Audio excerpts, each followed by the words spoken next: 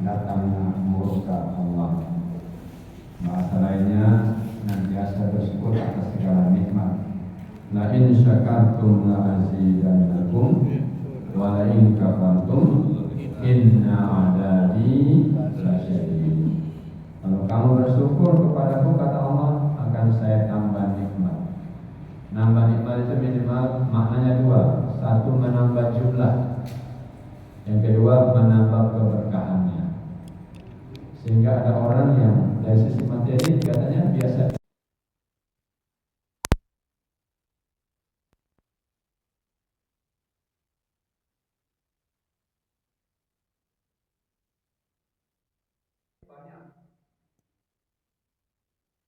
Masih kalah sama yang kelihatannya kurang. Bisa jadi dia hanya mendapatkan tambahan jumlah, tapi keberkahannya mungkin dia tidak tambah. Maka ketika kita kecil kan diajari guru ngaji kita doa makan itu apa? Allahumma barik lana. Apa yang kita minta? Keberkahan. Ya, Allah berkahilah apa yang Engkau rezekikan kepada kami. Jadi ternyata manusia itu cenderung mencari yang berkah, bukan yang jumlah. Tapi pada praktiknya kebanyakan manusia cenderung mencari yang jumlah. Salawat dan salam untuk Nabi kita baginda mulia Rasul Muhammad SAW, sahabat, keluarga, dan semua orang yang istiqomah dengan apa yang beliau ajarkan, termasuk kita yang malam hari ini. Tadi maghrib softnya 2 soft setengah. Kalau satu soft ini isi berapa kira-kira Pak? 20? Dalam? 15, berarti 30. Berarti seharusnya ada sekitar 30 orang. Ya. Berarti ada yang selesai sholat maghrib kemudian langsung pulang. Padahal sholat maghrib itu hukumnya wajib. Menuntut ilmu juga hukumnya wajib. Sama-sama wajib. Nah, kalau kita tahu hukum itu, ngaji fikih kita beres itu, insya Allah kalau ada kajian-kajian di mana-mana, orang akan cenderung untuk bertahan mengikuti kajian itu. Kenapa? Kita harus selalu mengecas, ya. Kalau handphone kita baterainya tinggal 1, apa Pak? Bingung Pak? Cari lubangnya listrik. Oke. Khawatir kehabisan nanti. Wah, ini kalau HP saya mati, pas ada kolega yang telepon bisa-bisa. Nah, itu. Nah, kalau kita ini kurang ilmu kan kita jarang ngecas. Ya, jarang ngecas. Maka penting sekali bagi kita untuk selalu ngecas, ya.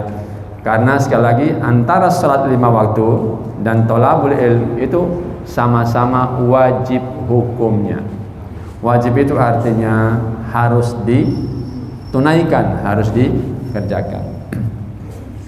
Jemaah kaum muslimin yang berbahagia, kalau kita ditanya siapakah orang Islam itu, kemudian kita juga akan ditanya siapakah orang yang hijrah itu. Jadi siapakah orang Islam itu sesungguhnya, dan siapakah orang Islam yang hijrah sesungguhnya? Maka kita tidak perlu mencari definisi atau kita membuat definisi-definisi yang baru. Karena untuk hal-hal seperti itu sudah digambarkan, sudah diberikan bocoran jawabannya oleh Rasul Muhammad SAW. Ketika Rasul ditanya tentang itu, beliau mengatakan, al-muslim man salimal muslimuna min lisani, wal muhajir man hajara ma nahallahu anhu. Jadi kata Nabi, orang Islam itu adalah orang yang bisa menjaga keselamatan orang lain. Min lisanihi, dari lisannya, wa yadih, ataupun perbuatannya. Jelas.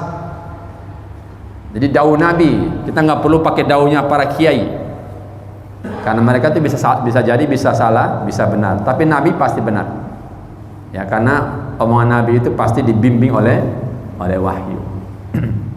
Sehingga ketika kita menyampaikan ilmu ini, jangan ikut saya, karena saya belum tentu masuk surga Pak.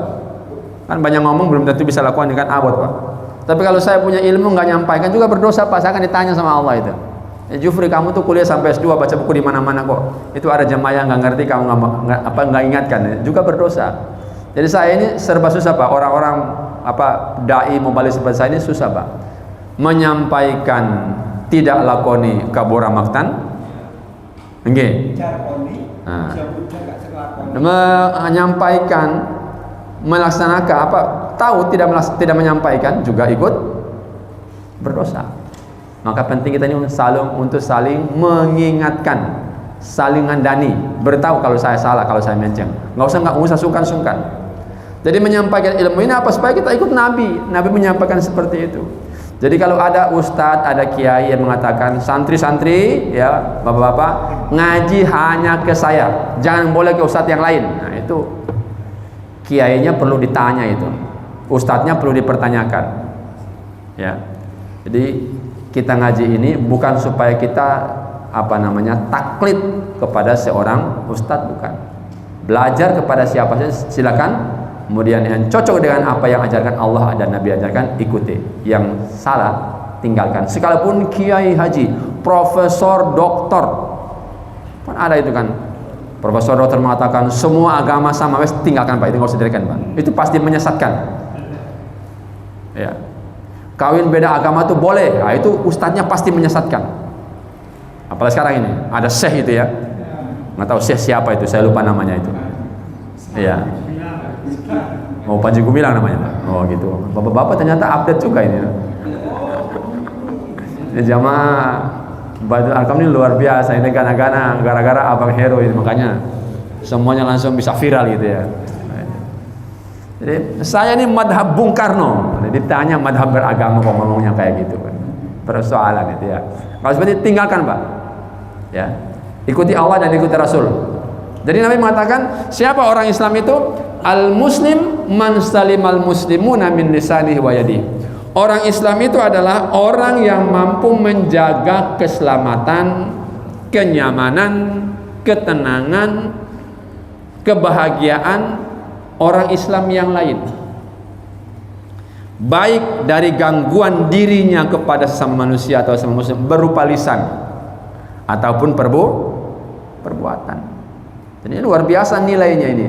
Inilah nilai dasar-dasar kehidupan bermasyarakat yang Nabi ajarkan kepada kita. Kita ini sebagai makhluk sosial Bapak Ibu tidak bisa hidup sendiri. Yang kedua, sebagai makhluk sosial Allah menciptakan kita ini berbeda-beda Pak. Apa tujuannya? Kata Roma Irama, supaya kehidupan ini bisa berputar. Laki-laki semua berhenti kehidupan, perempuan semua wassalamualaikum kehidupan ini berhenti. Allah ciptakan perbedaan ya. Allah ciptakan laki-laki, Allah ciptakan perempuan. Kaya miskin, apa tujuannya? Supaya kehidupan bisa berputar. Coba semuanya miskin, siapa yang bisa berinfak? Gak ada. Coba semuanya kaya, siapa yang mau diinfaki? Ada Pak? Nggak ada. Sampai taruh uang di kepala keliling kampung, infak, monggo, nggak ada yang. Saya juga punya. Ya. Coba semuanya ini Allah ciptakan sehat semua. Kasihan Pak dokter, nganggur Pak. Makanya saya berkeyakinan dokter itu setiap hari pasti berdoa, ya Allah mudah-mudahan hari ini ada yang sakit. Iya, betul itu. Yang gali kubur juga berdoa, ya Allah mudah-mudahan hari ini ada pasien. Betul itu. Jadi Allah itu memang luar biasa.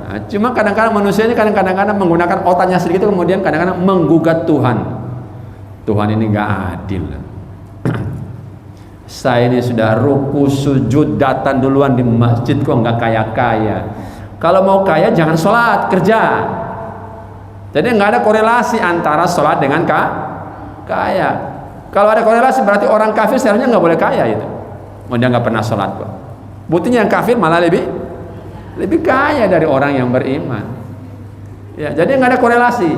Memang ada ayat yang mengatakan kalau kita yang taat kepada Allah, kehidupan kita Allah akan beri jaminan. Tapi bukan harus kaya.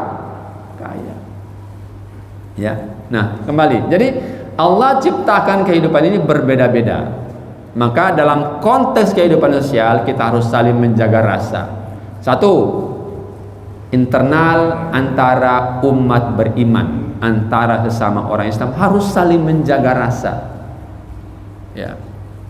Bapak punya mobil, jangan cerita tentang kemewahan mobil Anda kepada saudaranya yang hanya punya sepeda motor. Mungkin dia nggak protes, Pak, tapi batinnya teriris. Ya, maaf. Bapak yang sudah menikah, sudah punya anak 2, 3, jangan cerita tentang kehebatan anak Anda kepada orang yang sudah sekian lama menikah tapi belum dikaruniai oleh Allah anak. Kenapa? Dia pasti tersinggung, Pak. Ya, ini dalam konteks kehidupan sosial, menjaga lisan. Berat, Pak, ini, Pak. Ya, berat. Makanya sampai Nabi mengatakan, siapa yang mengaku beriman kepada Allah dan hari akhir, hendaklah ia selalu berkata yang benar atau diam.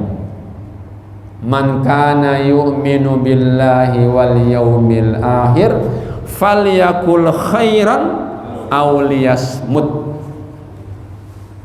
Jadi ternyata menjaga lisan ini, Bapak Ibu jamaah yang berbahagia, indikator keimanan seorang muslim kepada akhirat. Indikator keimanan. Maka orang beriman itu pantang untuk berbicara yang asbun, pantang berbicara untuk yang tidak bermakna, apalagi bicara yang provokatif. Hati-hati ini tahun-tahun pemilu, setan mulai bermunculan, setan tahu-tahu jadi malaikat. Iblis berubah jadi kiai, Pak, sekarang ini, Pak. Yang kemarin-kemarin enggak pernah ngomong insya Allah, sekarang ngomong insya Allah. Fasihnya lebih-lebih daripada Bang Heru.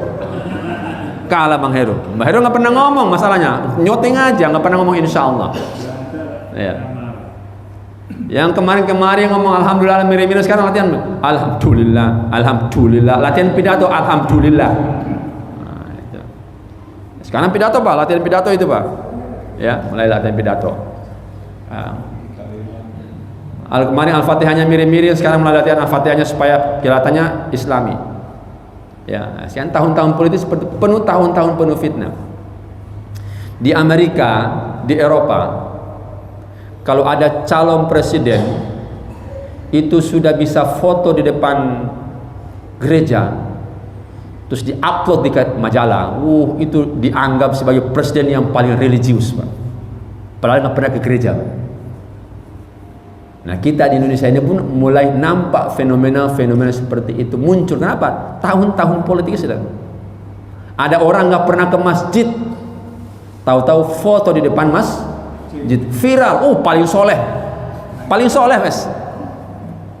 Ya, paling soleh, Wes. Nggak ada yang bisa mengalahkan. Ya, yang kemarin-kemarin nggak jilbaban, tahu-tahu jilbaban. Ya. Kemarin bahasanya nggak pernah pakai bahasa-bahasa yang bernuansa agama, sekarang sudah mulai bahasa-bahasa yang bernuansa agama. Maka kita yang ngaji, yang sering berkumpul dengan orang-orang baik ini, ayo ya istiqomah dengan kebaikan ini, supaya nanti ketika kita harus memilih, kita tidak salah milih. Baca doa dulu, ya. Allahumma arinal haqqa haqqa warzuqna tiba'ah wa arinal batila batila warzuqna ijtinaba. Ya Allah, tunjukkanlah kepada saya bahwa yang benar itu benar, serta berilah saya kekuatan untuk nyoblos yang benar itu. Tunjukkan pula kepada saya, ya Allah, bahwa yang batil, yang salah itu salah, serta berilah saya kemampuan untuk menghindar, mengatakan ini salah. Sekarang kan susah, Pak. Ya, apalagi kalau kita sudah berada dalam lingkaran itu. Nah, kembali. Jadi ternyata kata Nabi, kemampuan berkata yang baik atau tidak berkata yang baik adalah indikator dari keimanan seorang Ya. Di hadis yang lain Nabi SAW bersabda begini, hadis riwayat muttafaqun alaih, man yatman li ma baina lahyaihi wa ma baina rijlaihi atmana lahul jannah. Siapa yang mampu memberikan jaminan kepadaku untuk menjaga dua lubang, ini Nabi yang ngomong, Pak, Nabi Muhammad SAW bicara, siapa yang mampu menjamin untukku dua lubang, lubang atas dan lubang bawah, mulut dan kemaluan, apa kata Nabi? Saya jamin untuknya surga.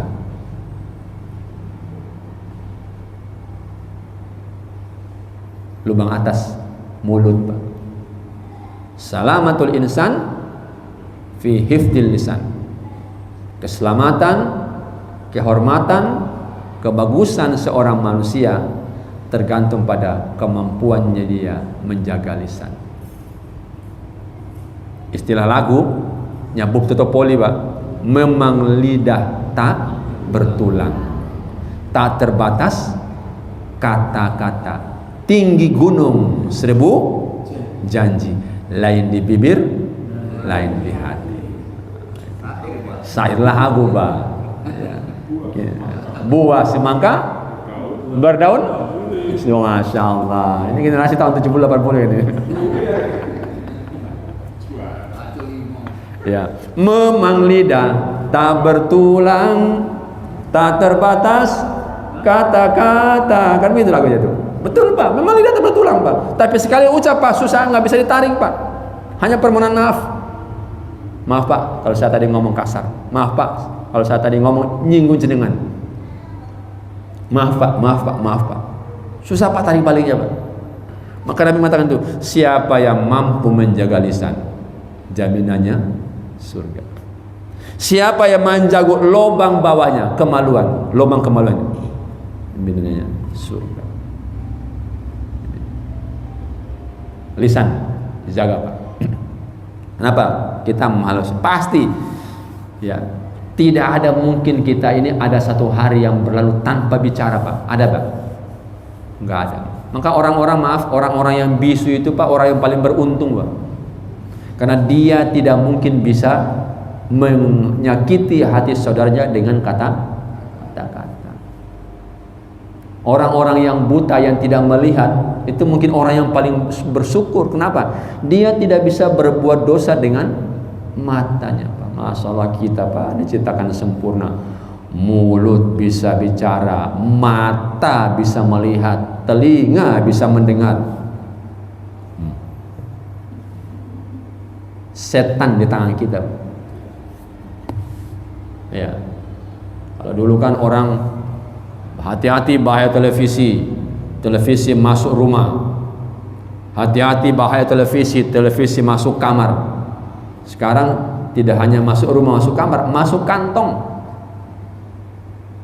Kalau dipegang oleh orang-orang yang tidak merasa diawasi oleh Allah, maka enggak heran kalau ada orang dengan bangga, saya ini suka nonton film porno sejak SMP, apa salah saya? Kan bahaya. Berbuat maksiat dan bercerita ke publik, kemudian bangga, tidak merasa bersalah. Tapi banyak pendukungnya, Pak. Ya, hati-hati. Setan pun ada yang mendukung, malaikat ada yang memusuhi. Muhammad itu berapa banyak musuhnya? Abu Jahal pengikutnya banyak, Pak. Ya, jadi hati-hati. Makanya lihat ke depan nanti, ya, jangan lihat kesingnya, karena itu bisa dibentuk. Yang kedua, Bapak Ibu jamaah kaum muslimin yang berbahagia, al-muslimun saliman muslimuna min lisani wa yadi. Orang Islam yang kedua cirinya adalah orang yang mampu menjaga keselamatan orang lain dengan perbuatannya. Maaf, Pak, perbuatan apa yang sering kita lakukan dan ketika ditegur sulit, serta orang yang ditegur yang nyata-nyata salah itu bisa berdalih? Apa, Pak, kira-kira? kebiasaan apa di masyarakat yang kelihatannya salah, tidak wajar, bertentangan dengan akal sehat, tapi ketika ditegur dia masih membela diri. Maaf, perokok Pak, ahli hisab, dia punya 1000 dalil Pak.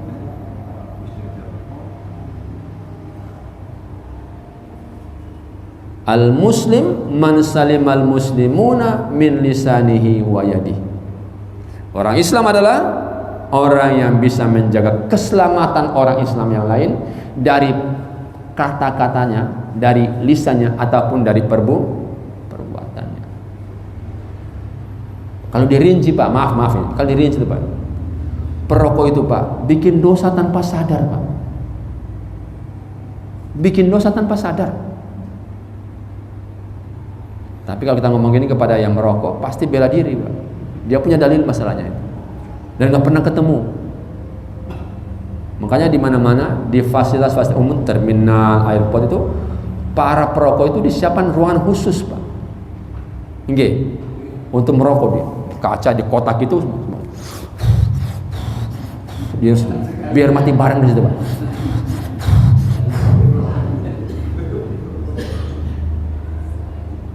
Betul itu. Merokok, peringatan pemerintah, merokok titik 2 membunuhmu. Ini teman-teman ustadz NU itu nyindir, ini membunuhmu, berarti orang NU nggak kena. Kan mu itu kan Muhammadiyah. Kalau di pom bensin ada no smoking, itu no smoking gitu. Itu apa, ilmu digato-gatoan aja gitu. Nah, ilmu gato itu. Ya, dicantol-cantol itu. Ya. Perokok. 1, dia merusak diri. Yang kedua, orang merokok bersebelahan dengan orang yang tidak merokok. Ini malah lebih berbahaya orang yang tidak merokok, namanya perokok pasif. Ini lebih berbahaya daripada perokok aktif. Bukan kemudian Bapak kepingin jadi perokok aktif, bukan. Artinya dari segi potensi, karena asap rokok itu dihembuskan oleh yang merokok kemudian dihisap oleh yang tidak merokok, maka potensi dosa yang ditimbulkan oleh orang yang merokok ini besar. Kenapa? Dia secara langsung sudah mendolimi, merusak orang yang awalnya sehat kemudian hirup asap rokok. Itu berapa dosanya itu Pak? Jangan-jangan gara-gara asap itu kemudian penyakitnya kamu terus mati Pak, gimana? Ya urusan mati kan takdir Allah tuh. Tapi ini tentang bagaimana seharusnya sikap seorang muslim yang betul-betul beriman. Kan tidak boleh merusak diri dan merusak diri orang lain. Tidak boleh membahayakan diri, jangan juga tidak boleh membahayakan diri orang lain. Kenapa? Min lisanihi wa yadi. Bisa menjaga keselamatan orang Islam yang lain dari ucapannya, dari kata-katanya ataupun dari perbuatan. Ya. Di sini nggak ada kan Pak ya yang merokok ya? Alhamdulillah. Di sini nggak ada Pak. Alhamdulillah. Ya. Mudah-mudahan juga di sana juga nggak ada gitu Pak. Ya. Kalau saya hitung-hitung Pak, sekarang harga rokok rata-rata ada 10 Pak. Ada harga rokok 10.000 sekarang. Ada 2 biji. Satu bungkus. Oh,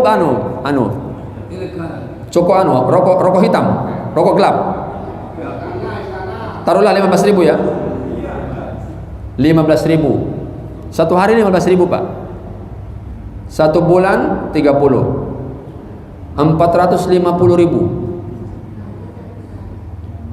kali 12 bulan 5.400.000 Bu. Itu kata ibu-ibu, Masya Allah Pak, 5.400.000 itu kan bisa bayar infak bulanannya anak-anak di sekolah. Ada orang yang datang ke sekolah minta keringanan tapi nggak lepas rokok. Kalau saya jadi kepala sekolah, saya tempel sama orang itu. Lah iya, rokok dia bisa beli, SPP anaknya tidak bisa bayar Pak. Ini kan antik.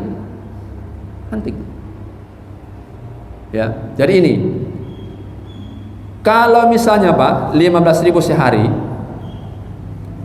terus yang merokok itu satu hari anggaplah 100 juta orang Pak, orang Islam Indonesia ini.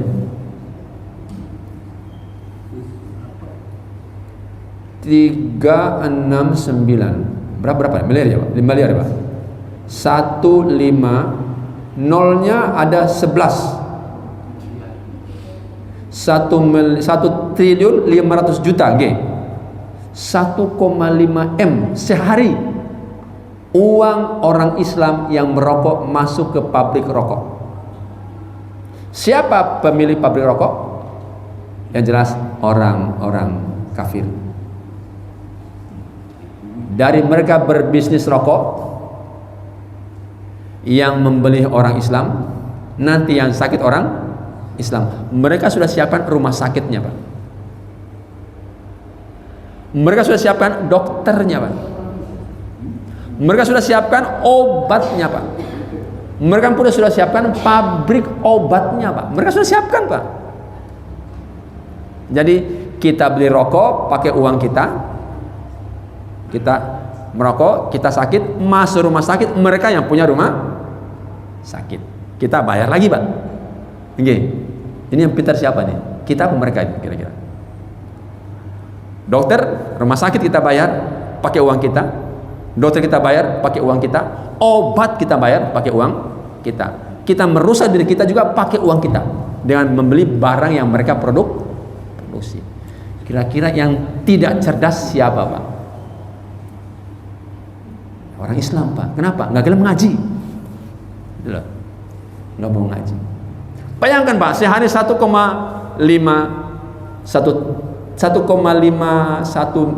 triliun setengah sehari. Ini uang orang Islam. Kalau satu hari 1 bungkus, ini kalau yang merokok 100 juta. Rakyat Indonesia 275 juta. Anak SD, anak SMP sudah belajar merokok. Pertama disuruh sama ayahnya, beli rokok dulu. Pertama yang disuruh sama ayahnya, beli rokok dulu. Kenalan dulu sama rokok. Beli rokok dulu. Nah. Kemudian nanti ke sekolah, pulang sekolah, urunan beli batang rokok 1, gantian sama temannya. Nah, akhirnya SMA berlomba rokok dengan bapaknya.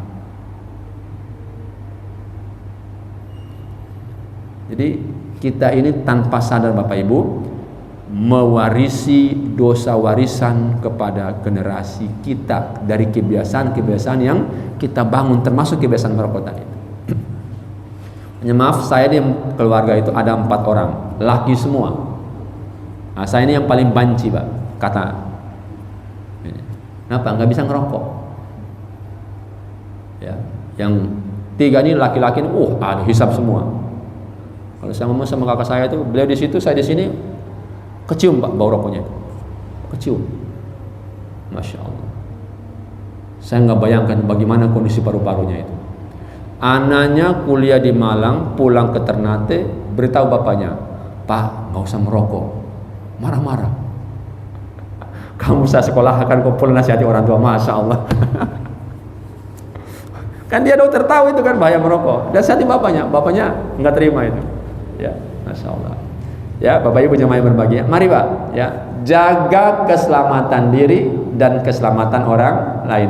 Pantang bagi orang beriman itu menimbulkan bahaya untuk dirinya, juga menimbulkan bahaya untuk orang lain. Jangan-jangan kita sudah membuat garis dosa warisan kepada generasi kita, sehingga kita akan digugat di akhirat nanti gara-gara kita.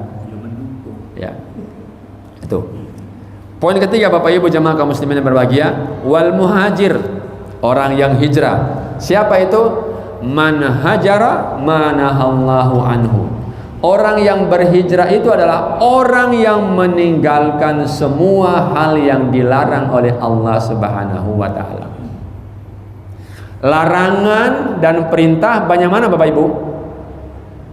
Larangan dan perintah banyak mana? Halal dan haram banyak mana?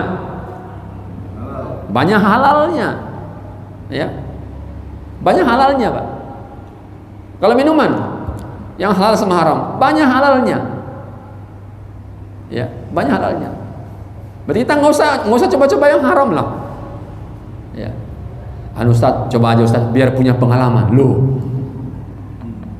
Bikin pengalaman yang bagus lah. Pas coba-coba minum terus langsung mati belum taubat gimana? Nah, gitu. Ya. Jadi antara halal dan haram, banyak yang halal, nikmati yang halal. Ya. Makanan halal lebih banyak daripada makanan haram. Minuman halal lebih banyak daripada minuman haram. Pekerjaan yang baik lebih banyak daripada pekerjaan yang haram. Nah, orang beriman itu mengambil porsi itu, tidak mengambil porsi yang dilarang oleh Allah Subhanahu wa taala. Kenapa? Konsekuensi dari keimanan kita kepada Allah Subhanahu wa taala. Sami'na wa ata'na. Kami mendengar, kami mentaati. Jadi inilah gambaran karakter orang yang mengaku sebagai seorang muslim sejati, ya. Meninggalkan semua yang dilarang. Nah, tidak ada manusia dalam kehidupan ini kemudian mulus terus. Pasti setiap kita punya masa lalu. Setiap kita punya masa lalu, Pak. Tapi cukup kita dan Allah yang tahu. Jangan bangga bercerita tentang masa lalu kita itu kepada orang. Kecuali pengalaman-pengalaman yang bagus. Yang jelek, dosa, kemaksiatan kita, cukup kita yang tahu, kemudian kita minta ampun kepada Allah. Jangan bercerita kepada orang lain. Jangan seperti yang tadi itu, yang saya ceritakan tadi itu. Ya. Kita ingat masa lalu kita. Makanya kan kenapa itu kita ini kan dia perintah agar setiap hari kita ini kan harus namanya iktikaf. Setiap hari, ya minimal 10 menit, 20 menit setelah sholat itu kita iktikaf, merenung sebentar. Jangan iktikaf ketika 10 malam terakhir Ramadan, tapi nggak fokus. Kenapa? Tetangganya sudah mulai mudik. Iya toh? Nggak fokus itu, Pak. Kalau mau iktikaf yang betul ya seharusnya 24 jam di masjid. Iktikaf yang betul. Nah, kita ini setiap kita ini usahakan setiap hari dalam kehidupan ini ada waktu-waktu tertentu untuk kita pakai iktikaf. Mungkin 10 menit setelah subuh kita zikir sebentar sampai menjelang suruh. Ya itu antara itu ada sekitar setengah jam itu ya selesai subuh itu. Itu kita iktikaf, merenung perjalanan hidup kita ini. Ya. Sehingga kita ini berusaha untuk selalu baik. Selesai maghrib, ya kalau tidak ada kajian ya iktikaf. Selesai isya jangan langsung pulang, tapi mungkin 5 menit, 10 menit setelah itu kita iktikaf, berdiam diri sejenak di masjid, kemudian merangkai mengingat-ingat masa lalu kita yang kurang bagus, kemudian kita minta ampun kepada Allah Subhanahu wa taala. Apa caranya? Perbanyak istighfar. Itu namanya orang yang hijrah. Orang yang hijrah. Ada keinginan yang kuat untuk berinisiatif mau memperbaiki diri. Ya. Ittaqillaha haitsuma kunta wa atbi'is sayyi'atal hasanata tamhuha wa khaliqin nasa bi khuluqin hasanin. Kata Nabi, takutlah kamu kepada Allah di mana saja kamu berada, dan apabila kamu terlanjur berbuat salah, segera berbuat baik. Karena bisa jadi perbuatan yang baik tadi ini akan menutupi dosa atau celah dari perbuatan salah tadi. Segera berbuat baik. Maka itulah pentingnya kita iktikaf setiap hari. Kapan? Mungkin selesai duha, mungkin selesai maghrib, mungkin pas bangun malam, ya. Kita iktikaf. Memang iktikaf tempatnya di masjid yang ideal. Tapi nggak apa-apa, iktikaf dalam pengertian kita merenung itu dimanapun kita bisa. Termasuk ketika kita sedang safar, kita bisa iktikaf, merenung kebesaran Allah, kemudian banyak bersyukur. Ya, banyak bersyukur. Nah, kita ini kan kadang-kadang agak aneh itu ya. Ketika safar itu, padahal orang yang safar itu adalah salah satu kesempatan yang baik untuk berdoa. Karena doa orang yang safar, doa orang yang sedang puasa, doa orang yang sedang terzalimi, dan doa seorang ibu kepada anaknya. Kata Nabi, 4 jenis manusia ini doanya tidak akan ditolak. Tapi ketika kita safar apa, Pak? Nah, rombongan naik bis itu, kita jarang ngaji itu, Pak. Pak, lagu, Pak. Di bis itu kan lagu apa? Anu Pak, dangdut, koplo, Masya Allah. Ya. Di sekolah itu kalau ada saya nggak berani putar lagu itu. Tapi kalau saya nggak ada laporan, Ustadz, Masya Allah, sekolah sampean dulu, sekolah tahfidz Quran, guru-guru kelar jalan-jalan kalau kota dangdutan full. Kurang ngajar orang-orang gitu. Takutnya sama saya toy. Ya. Kalau sama saya kan murotal Pak. Setelah saya ngaji sama-sama satu surat itu murotal Pak. Murotal. Nggak ada berani protes, paling bisi-bisi aja. Ya nggak enak, Ustaz Jufri nggak enak. Berdoa cepat mati aja paling teman-teman itu. Ya, Bapak Ibu kaum muslimin yang dirahmati Allah Subhanahu wa taala. Hijrah artinya berubah. Ya, berubah. Nah, kita ini kan maaf sudah berada pada usia-usia sisa. Ya, kalau dari segi pakai filsafat perjalanan matahari kan kita ini kan sudah asar Pak. Sebentar lagi maghrib. Ya, ayo Pak, hijrah berubah. Lakukan sesuatu yang bernilai manfaat bagi orang lain. Lakukan sesuatu yang itu menjadi legacy atau tanda-tanda mata kita yang bisa dikenang oleh generasi. Segera lakukan sesuatu. Ya, jangan menunda-nunda. Ya. Lakukan sesuatu yang mana sesuatu itu akan ditiru orang oleh lain dan itu akan menjadi catatan kebaikan kita sepanjang masa. Ya. Karena ketika kita mati semuanya berhenti. Kata Nabi kami itu ya, idza mata ibnu adam inqata'a amaluhu illa min thalasin. Ketika seorang anak manusia itu dicabut ruhnya oleh malaikat Israel, maka terputuslah semua amalnya illa min thalasin, kecuali 3. Sedekah jariyah. Cari di mana ada orang bangun masjid, cari di mana ada orang bangun sekolah Islam, cari di mana orang bangun panti asuhan, sumbang. Ustadz itu masjidnya bukan Muhammadiyah, pokoknya itu masjid sumbang. Ya. Itu ada ustadz, ada orang yang bangun sumur buat sumbang. Karena sedekah terbaik adalah air. Apalagi sedekah terbaik? Nanam pohon. Saya di rumah saya Sidoarjo itu, saya tanam sawo. Saya nggak pernah dimati, diambil tetangga. Alhamdulillah, sedekah. Jangan tanam pohon berbuah, dimakan burung, sedekah. Kan gampang itu. Diambil tetangga, sedekah. Ustaz, kemarin sawahnya saya ambil, nggak apa-apa Bu, ambil aja nggak apa-apa. Nggak apa-apa, halal. Gali sumur atau bikin sumber pengairan, tanam pohon. Nah, kita ini nggak ada pohon ini Pak, depan ini. Tanam apa kira-kira ini? Mangga ya, yang berbuah itu ya. Diambil orang nggak apa-apa. Kita diambil orangnya, kita tembak pakai senapan angin ya, laporan polisi ya. Ya. Sedekah jariah. Yang kedua apa? Yang tidak putus, ilmu yang bermanfaat. Ilmu yang bermanfaat. Ya.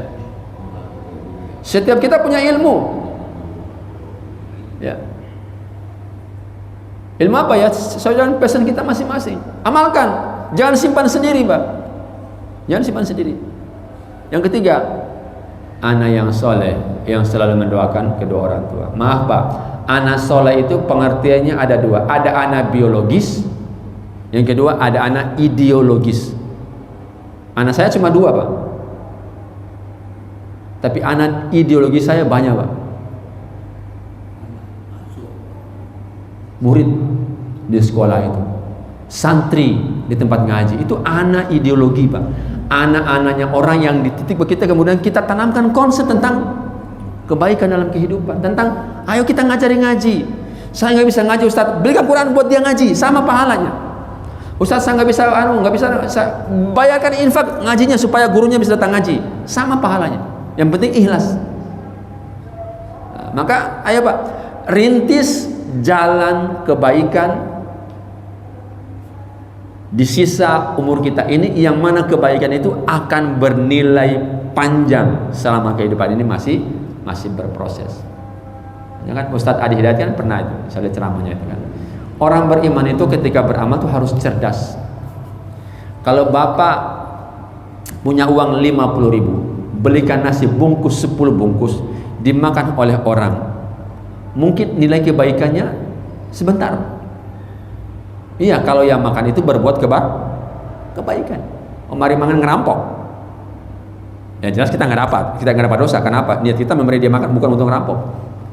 Tapi kalau jenengan punya uang 50.000, belikan Al-Quran, titip ke masjid. Setiap orang yang baca Quran sampai dapat. Itu dikunci nggak itu? Oh dikunci ya? Oh nggak dikunci ya? Kasih tulisan, silakan dibaca, biar saya dapat pahala. Ya. Jangan sampai Al-Quran taruh di masjid dikunci. Ya, ada masjid tuh Qurannya itu di masjid saya tuh ditaruh di dalam kota dikunci. Tasren itu tamirnya. Apa? Pengurusnya yang kunci itu. Sekarang saya berikan taruh di luar semua. Ya, kunci amalnya orang dikunci tuh kayak apa ceritanya itu? Nanti yang nyumbang itu bisa protes di akhirat itu. Bisa jadi dia ngajinya kurang bagus, punya uang, belikan Quran, titip di masjid. Harapannya apa? Dia bisa mendapatkan wasilah kebaikan dari Al-Quran yang dibaca oleh orang itu. Jangan disimpan, taruh dirawat, betul perlu dirawat. Ya. Maka ya, orang yang punya anak dididik menjadi anak yang soleh, selalu mendoakan orang tuanya, atau anaknya orang kemudian kita didik sehingga menjadi anak yang soleh-soleha, maka itu juga bagian dari pemahaman terhadap konsep anak yang soleh yang selalu mendoakan kedua orang tua, termasuk orang tua ideologinya tadi, gurunya, ibu asuhnya, ya itu bayangkan. Jadi kita ini Bapak Ibu jemaah yang berbahagia bisa seperti ini karena jasanya orang.